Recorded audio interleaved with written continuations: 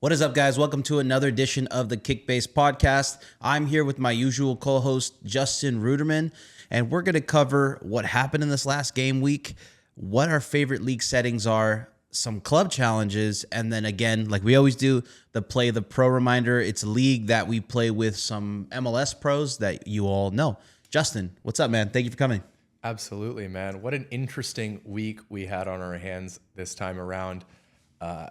Players playing, CCC, some rotation, some big scores from players that we may not have expected. And yeah, a lot to talk about this week. So let's dive right in.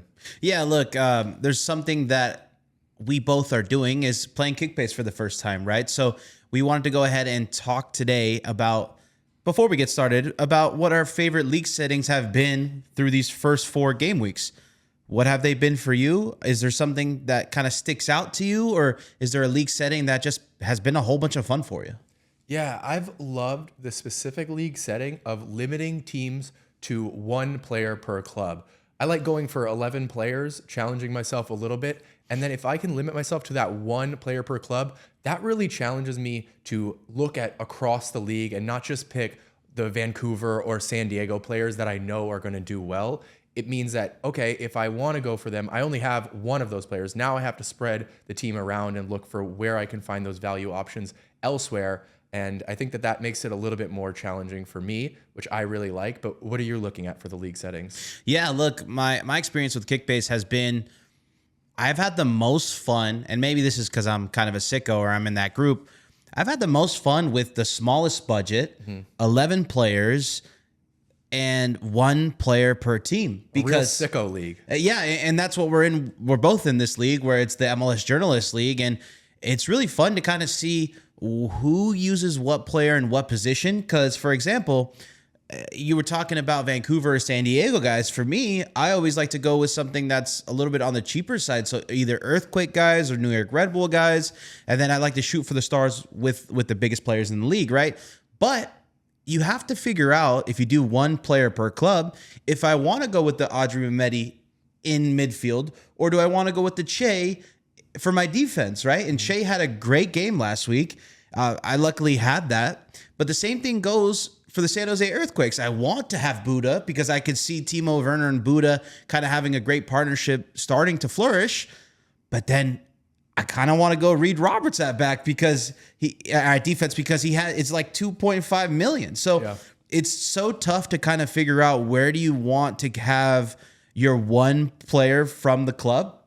And that has been so much fun for me to kind of tinker with the lineups and understand that I have to find the best way, even if they're not the guys I want to, go with the best lineup, right? So it's really, really trained my mind. But yeah, I've had an overall great time with head-to-head too. You yourself have a great time with head-to-head. Man, head-to-head. I loved head-to-head early on, but I lost last week by 2 points in our journalist league to Mr. Alex Calabrese. Shout out, congratulations.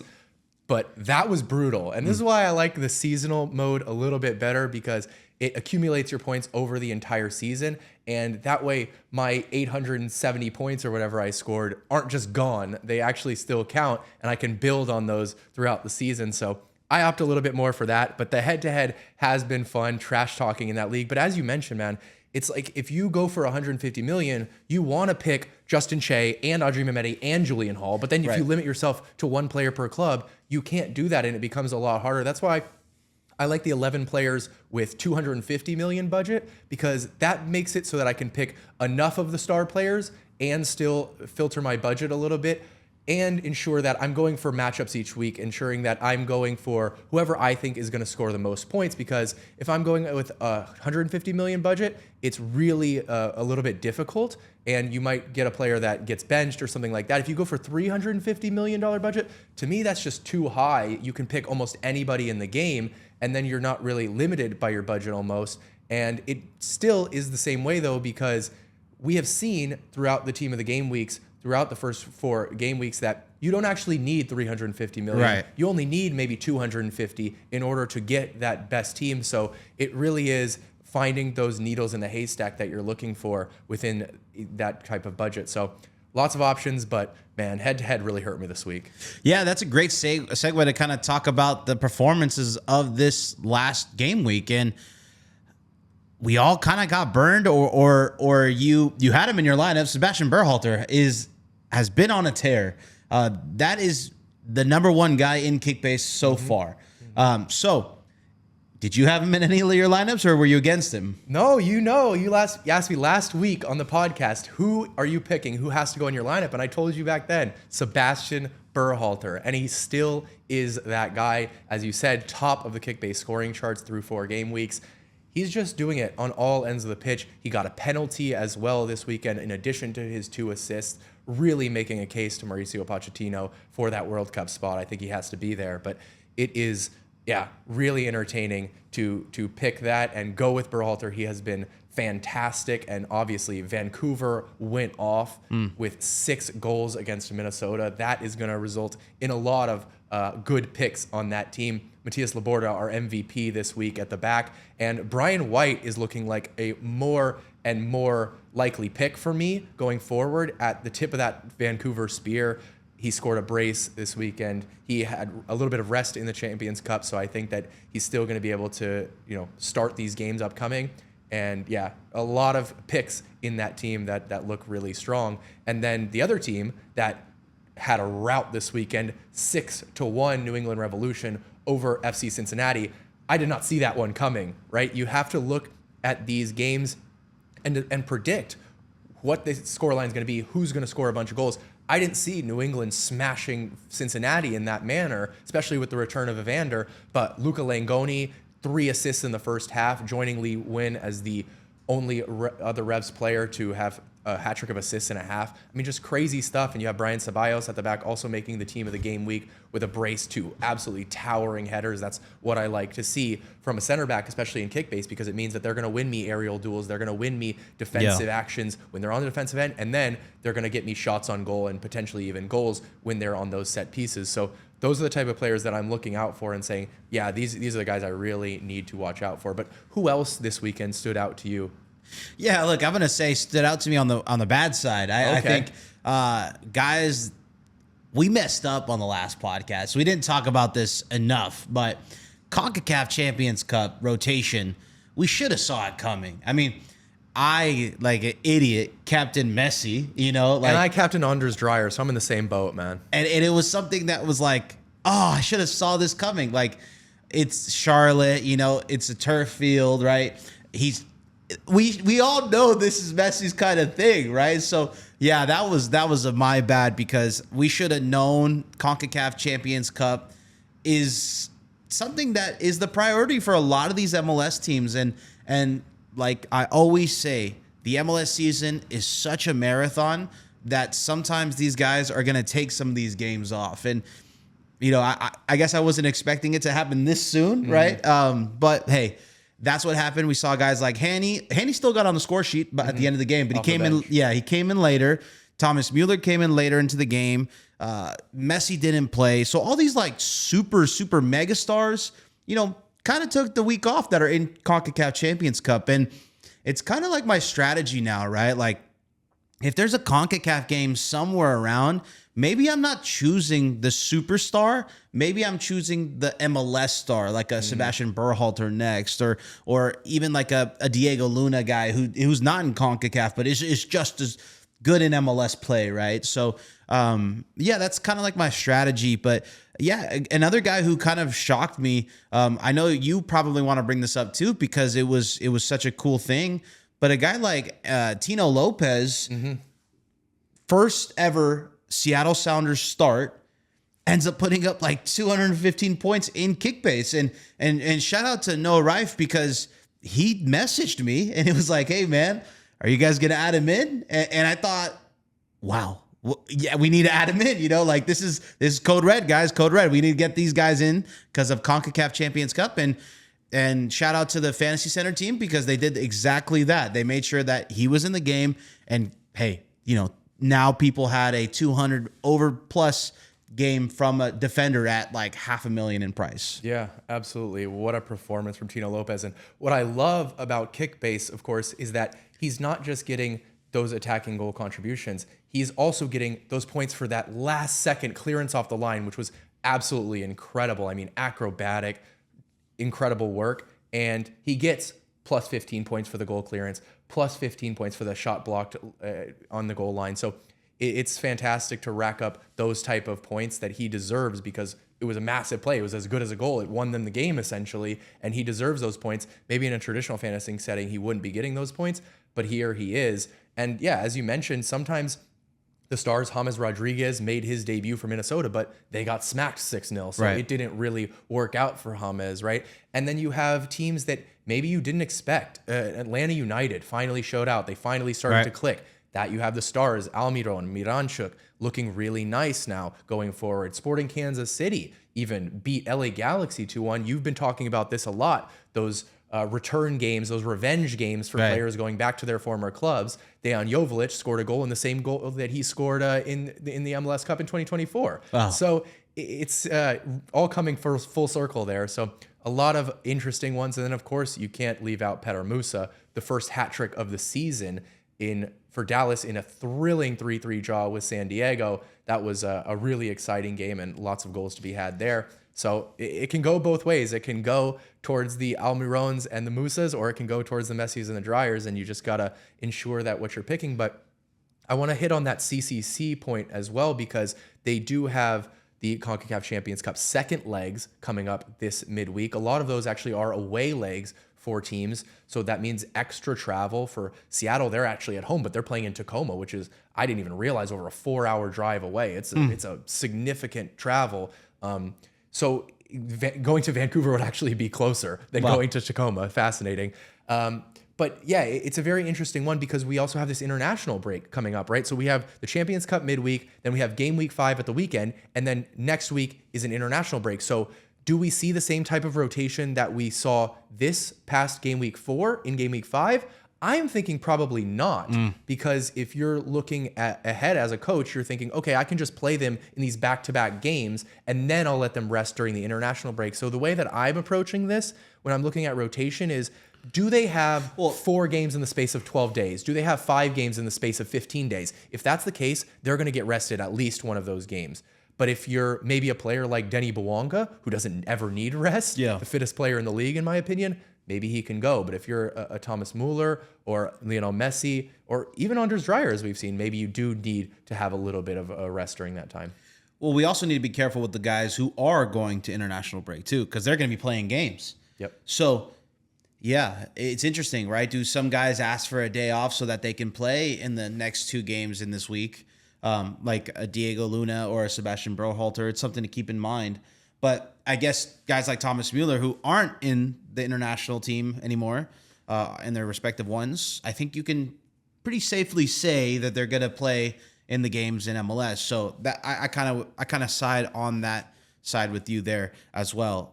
But speaking of Petar Musa, I wanted to go back to this. He kind of got robbed the MVP because he didn't win. And he didn't get those extra points. I think he ended up losing by 20 or 25 points. And I think the win would have helped him at least get really close, and it would have been close. But yeah, a hat trick in Kickbase doesn't get you the MVP, which is so crazy, because the MLS MVP this game or match day was Petar Musa. But that's why I love Kickbase, because in a traditional fantasy format, he would absolutely be the top scorer, MVP, because of those 3 goals. But no, Matias Laborda had an equally, if not better, game. He scored a goal, he had an assist, he got a clean sheet, and he created a couple big chances, all from defense. Yeah. He was very, very active, and obviously active on the ball as well. So when you have such a complete performance as Matias Laborda did, you actually do deserve that MVP over Petar Musa, just because he scored a hat trick, in my opinion. Yeah. Honestly, defenders should love Kickbase because they are getting all the accolades. If I'm not mistaken, that is 2 defenders already winning MVP, if I'm not mistaken. We have Daniel Muni, and then we also have now Matias Laborda. So it's 2-2. 2 forwards, 2 defenders. Exactly. Yeah, right? Messi and Pep Biel being the forwards. Absolutely. Exactly. So now we're going on to the challenges that there are this week in the Kickbase app. The Drip FC challenge. Now, you're going to have a smaller lineup, but are you going with the drippiest players? Gotta go with the drippiest players. Hey, we're going back to Sebastian Berhalter, aren't we, man? Hey, he's pretty drippy. I'm throwing David Martinez in my lineup. Oh, okay, man. yeah, that's a good pick. I'm throwing, stick with LAFC, I guess, and Kosi Tafari in my lineup, bro. All the drippiest players, they going in, man, for sure. If DeAndre Yedlin wasn't injured, he would be in my lineup because he's easily one of the drippiest players. Ibiaga is pretty drippy too. I always call him LeBron James of the MLS. But no, I think there's a whole bunch of drippy picks that you can kind of have some fun in this chat. Yeah, and Messi being drippy. Is that a thing? Like he tries to wear some things sometimes. Does he? I've never thought of Messi as drippy. I got to be honest with you. I think that his drip is just who he is. It's the aura drip. It's the aura. Okay. You know what I mean? But when he can wear a t-shirt and shorts, and that man just has so much aura that you almost think it's drip. Actually, everybody needs to line up Denis Bouanga. Like let's be honest. Like there's no other guy who has more aura than Denis Bouanga. He's on TikTok, like going crazy and stuff. So man, connecting the two, you get a Messi jersey for your son, man. There's no more aura than that, bro. Like, dang, can I be your son? Adopt me, please. Right. But yeah, this week's the Drip FC challenge. It's a fun, lighthearted one. It's kind of set up so you can choose your favorite players. So you have a pretty big budget. It's a smaller lineup, but let's see if the players you choose are drippy, right? Maybe Kevin Sullivan gets in some lineups. He's pretty drippy for his age. Definitely drippy. Yeah. He knows what he's doing. He's been doing it from a young age, obviously. Yeah. But no, the other challenge we have, the Gameweek 5 challenge, is also interesting. I should have mentioned it in the league settings. I love the way that it is forced 3-6-1 formation. Yeah. That is so interesting. With one player per club, it was a real challenge for me to create that team, and I love that type of league setting as well. So we have all these different options depending on what you're looking for. Yeah, and that challenge, I went kind of like MLS B tier star. I don't know if that's true fair, maybe A tier star, but not like MLS superstar, right? So I had a whole bunch of guys who were in the range of 20 million to 30 million in my 6 midfielders, and then I went cheap on the defenders, and then I think I went with Messi up top. No, it's a great point that you make, because I have been leaning towards those superstars. That's what I've been doing in the first 3 or 4 games weeks, is thinking, well, the superstars are going to score points, right? But no, I think that the most important thing is actually looking for the matchup, looking for who you think is going to match up well in that specific game week. If you know, you have a tough matchup, like week 1 was LAFC versus Inter Miami. That week, I didn't put either of those teams into my squad, because if you're having a tougher opponent, maybe you're not going to score as many points. Maybe you're less likely to get the win and those bonus points that you mentioned earlier. Yeah. So, yeah, I'm looking at the rotation in CONCACAF Champions Cup, and I'm looking also specifically at those matchups. And then home field is the other thing that we've been talking about off camera that definitely needs more focus. We know in MLS that home field advantage is so strong. It's not just because of the league, it's also because of the travel, right? That if you have to travel a long way, you're going to be a little bit more fatigued. Your body on a plane is not the same as your body sleeping in your own bed at night. So right. It's a very interesting piece there. And then revenge games, all of these you have to factor in. Maybe there's a tactical matchup you like as well. All of these things can factor into who has the best matchup on each specific game week. Yeah, it's interesting now that we're already kind of talking about matchups.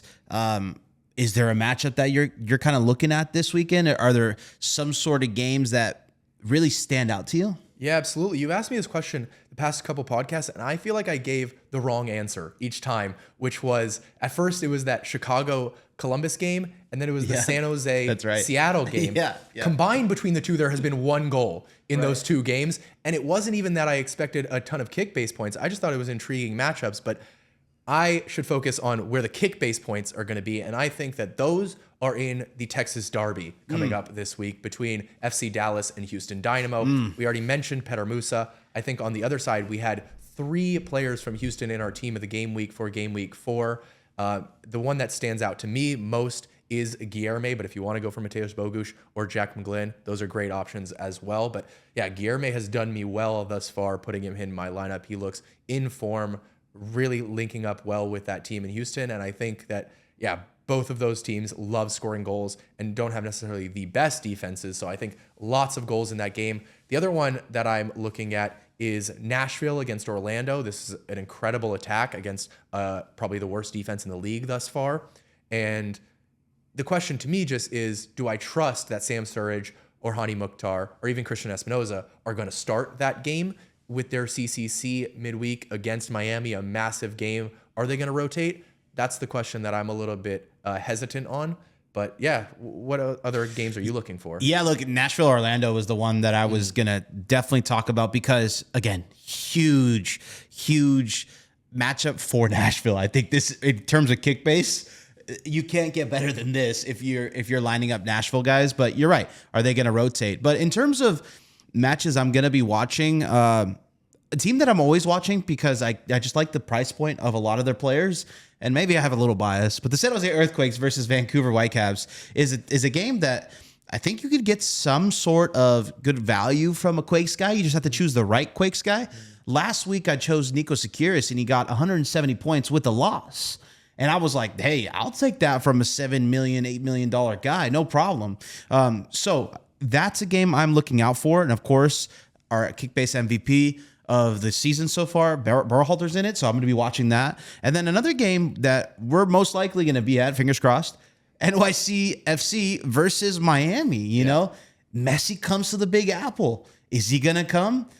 Are the fans going to trap the bus like they did last time? You know, like this is going to be a vibe. And I've been to the last couple of NYCFC games, and they do flares and a march every single game. So I'm excited to see all the fans that show up to Yankee Stadium. I'm expecting that stadium to sell out or be very close to it. And I'm just excited for that game to see in person. In terms of Kickbase, though, I'm going to give you guys one more. Cincinnati versus Montreal. Evander's fully healthy. Denke, thank God nothing happened to him in his car crash the other day. This team, if they take care of business in CONCACAF, those are two players who don't play an international break. So they should play in the MLS matchup versus Montreal, and I think they could take advantage of a leaky Montreal defense. So those are the games I'm looking out for. That's a great shout. One more I would add to the list, LA Galaxy at the Portland Timbers. I think that Galaxy are a team that like to shoot a lot, specifically with Gabriel Peck. They like to put shots on goal, and Portland's defense has not been the strongest thus far this season. So I'm looking at those type of players as well. It is an away game, just like San Jose, away on turf. That gives me a little bit of hesitancy, but I like that. And then just one player that I have to put in my lineup, and I think everybody should this week, Manu Dua against Real Salt Lake. And the reason is he's suspended for the CONCACAF Champions Cup. So you know he's going to start at the weekend in game week 5 at home against a good RSL team, don't get me wrong, but San Diego is obviously one of the top teams in the league, and he is, we've talked about it before, one of the best young defenders in the league. He is going to head to Europe sooner rather than later. So yeah, he's definitely going to be in my team this week as well. Yeah, great shout. Definitely one of the better young defenders in the league.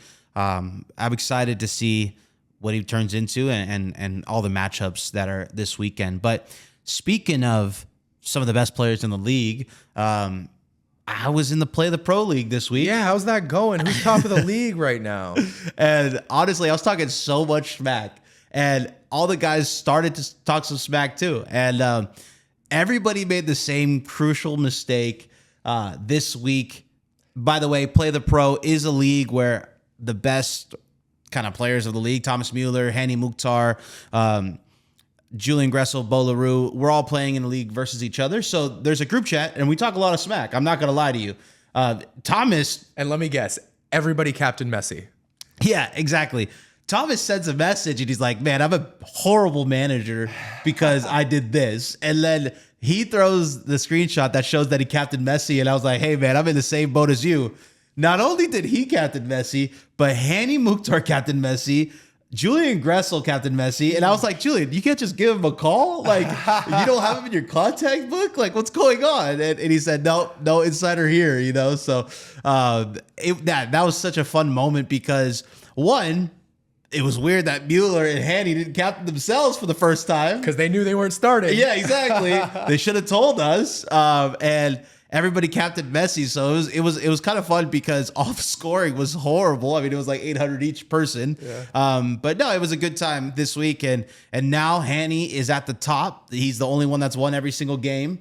Shout out to the FUT accountant because he was against Thomas Mueller and scored, I think, 1,800, something crazy. Wow. Yeah, so he actually won a raffle already off of one of the challenges, so he's doing crazy. So shout out to him. But yeah, the Play the Pro this week, we have a great matchup of Hanny versus Julian Gressel. So it could be that Hanny loses and then Julian overtakes him because he has more points, like we were talking earlier.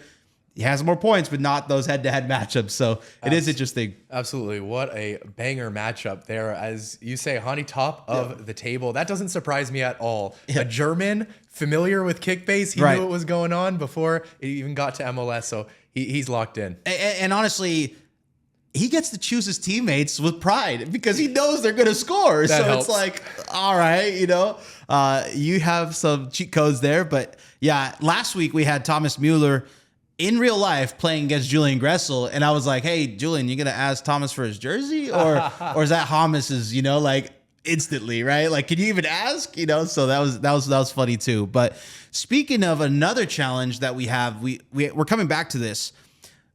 Kickbase has club challenges. So club challenges are something where you and your friends or your supporters groups can go ahead and challenge other supporters groups or fans of other teams in the league. Now, Seattle Sounders are running away with it. Wow. And shout out to them. Shout out to everybody in Seattle that's playing. They have about 80 people in the challenge. But every single MLS team should definitely be in, or fan base should be in this challenge, because I think it's a fun way to get to know some of your own players that maybe you wouldn't line up in a normal Kickbase lineup. For example, I'm in the challenge, the club challenge, with the least amount of people because I want to show some support to that fan base. And that's the Chicago Fire. I'm calling you out, Chicago Fire. Get your fans in the challenge. Yeah, like I'm in there. I'm lining up Zinkernagel and Kuipers, and I'm like, where is everybody else? This is actually a good team. Robin Ludd, So I really was shocked to see that the Chicago Fire are actually one of the smallest groups on that club challenge. And I was like, you know what? I'm going to go ahead and help them out, right? Thank you guys for tuning in. That's it from us from the Kickbase headquarters in Brooklyn, New York. Bye from New York.